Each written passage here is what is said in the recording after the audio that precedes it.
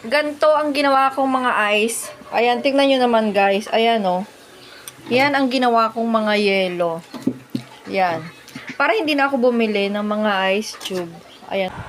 Hay, ang sarap. Literal. Na malamig ang buga ng hangin kapag ka nga naman ganyan.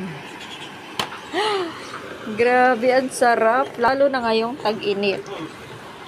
Tingnan nyo naman guys. Ayan o. Oh, diba?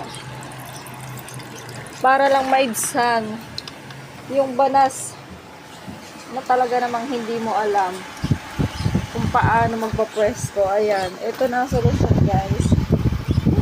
Sarap. O diba?